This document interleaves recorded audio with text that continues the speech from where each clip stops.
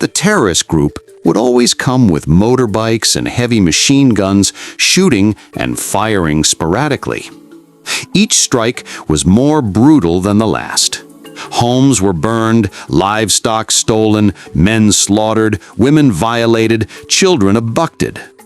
The attackers rode motorbikes in packs, their faces masked, their weapons gleaming. They moved like ghosts, swift, silent, merciless. They called them Boko Haram, the most deadly terrorist group in existence. But one day, the youths stood their ground. We are not soldiers. We are sons and daughters of Umudo, and we will not die as victims. We were born in peace. We were raised in harmony.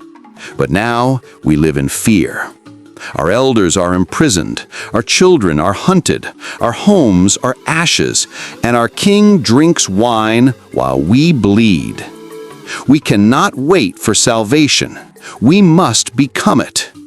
If we die defending our mothers, our sisters, our land. But if we live free. Obina raised his machete. We must fight.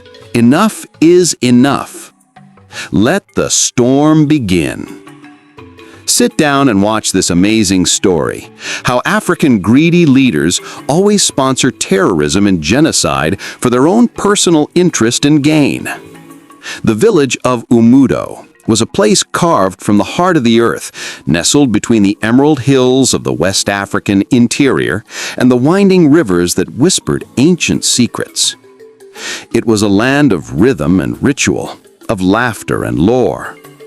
The people of Umudo lived in harmony with the land and with each other. Their days were filled with the scent of roasted yams, the hum of market chatter, and the echo of drums that spoke to the gods. But peace, as the griots often sang, is a fragile flame. And in Umudo, that flame flickered under the shadow of one man.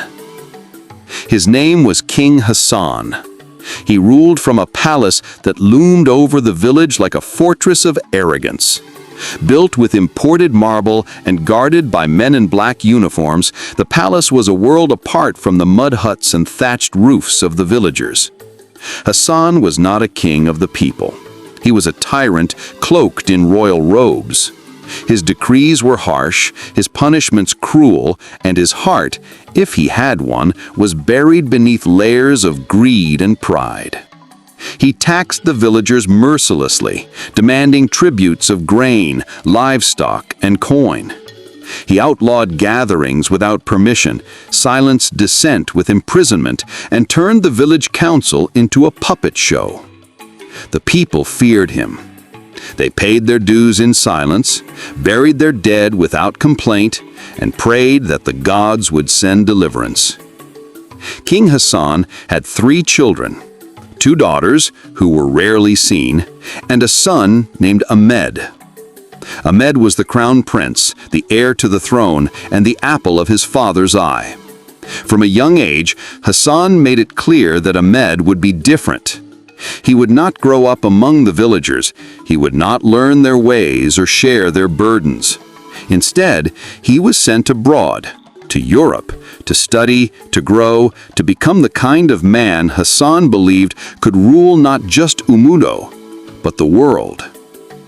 The villagers watched Ahmed leave in a convoy of black jeeps, his face expressionless, his eyes cold. They dared to hope that the boy might return changed, that he might see their suffering and bring compassion, that he might be the light in the darkness. While Ahmed was away, Umudo endured.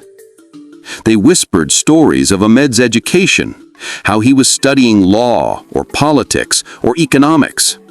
No one knew for sure.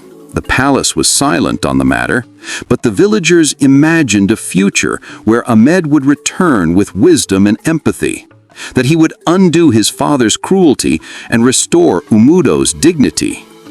Some even dreamed of a revolution, not of blood, but of change. It was a morning like any other. The sun rose over the hills, casting golden light on the rooftops. The market buzzed with activity. Children chased chickens through the alleys. The air was thick with the scent of palm oil and roasted plantains. Then came the sound. A low rumble, distant at first, then louder, closer. Engines. The villagers paused, heads turned, mothers clutched their children, elders stood slowly, their bones aching with unease.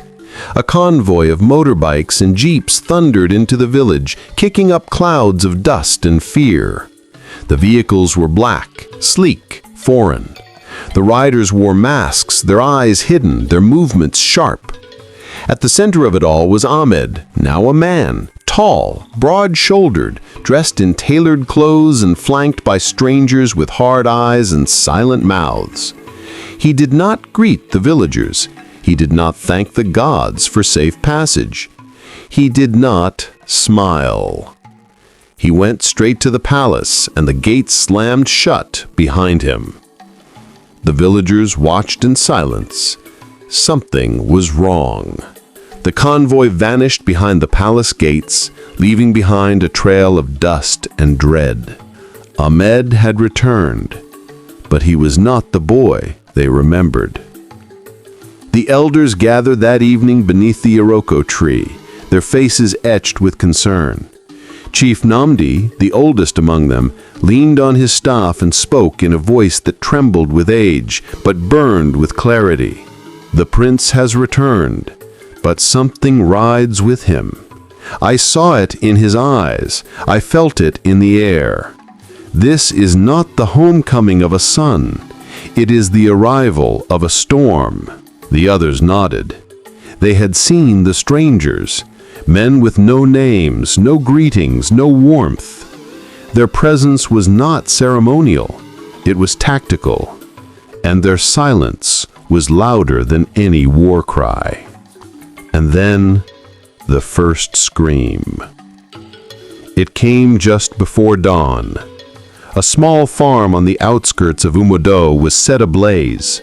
The flames licked the sky, casting a red glow that could be seen from the village center. The father was found dead, his body riddled with bullets. The mother was discovered crawling through the fields, bloodied and delirious. Their 2 children were gone, vanished into the forest, or worse. The villagers rushed to the scene, but the attackers had disappeared. No footprints, no clues, only the smell of smoke and the echo of horror. Then came the second attack, then the third. Each strike was more brutal than the last. Homes were burned, livestock stolen, men slaughtered, women violated, children abducted. The attackers rode motorbikes in packs, their faces masked, their weapons gleaming. They moved like ghosts, swift, silent, merciless. Soon, the terrorist group called Boko Haram became a nightmare in the whole village. It was a name that chilled the blood, a name that had surfaced in other regions, in other stories, a name associated with terror, with chaos, with death. But why Umudo? Why now? The village changed overnight. Children no longer played in the streets. Women no longer gathered at the river. The market became a place of whispers and glances. Every sound was suspect, every shadow a threat. The attacks came at all hours, unpredictable and cruel. King Hassan remained silent. The palace gates stayed shut. No guards were dispatched, no statements made. The villagers began to suspect what they dared not say aloud. That the king knew. That the prince was involved. That the terror was not an invasion, but an orchestration. Chief Namdi and a small group of elders began to investigate. They moved quietly, speaking to survivors, tracing patterns, gathering whispers. What they discovered was more horrifying than they had imagined. The attackers were not strangers. They were imported, brought in by Ahmed, trained, funded, directed. The motive? Greed. Each attack drew the attention of the federal government. Compensation funds were sent to Umudo, money meant for rebuilding, for healing, for justice. But the funds never reached the victims. They were funneled through the palace, siphoned off by King Hassan and his son. The blood of the villagers had become currency. The elders confronted the king.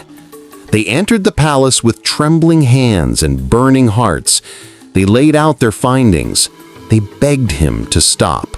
They pleaded for mercy. King Hassan listened in silence. Then he smiled and ordered their arrest. The elders were dragged from the palace in chains, paraded through the village like criminals. Their cries were drowned by the roar of motorbikes, their wisdom silenced by tyranny. The message was clear. The king's hand is deeply inside what had been killing the villagers. The villagers watched in horror. Their last hope had been crushed, their leaders humiliated, their voices stolen. And Ahmed? He watched from the balcony, sipping wine and smiling. The days that followed the elders' arrest were like a funeral without a corpse. The village of Umudo moved in slow motion, as if time itself had grown weary. The sun still rose, but its warmth felt distant. The river still flowed, but its song was muted. The people still breathed, but each breath was heavy with dread. And then came the fourth strike. It happened in broad daylight. A wedding was underway, a rare moment of joy in a village drowning in sorrow. The bride, Amina, was the daughter of a respected herbalist. The groom, Kelechi, was a fisherman known for his kindness. The entire village had gathered, dressed in vibrant fabrics, singing songs of love and hope. Then came the motorbikes. They roared into the square like a swarm of hornets. The music stopped. The dancers froze. The air turned electric. Masked men leapt from their bikes, guns raised, screams erupted, people scattered.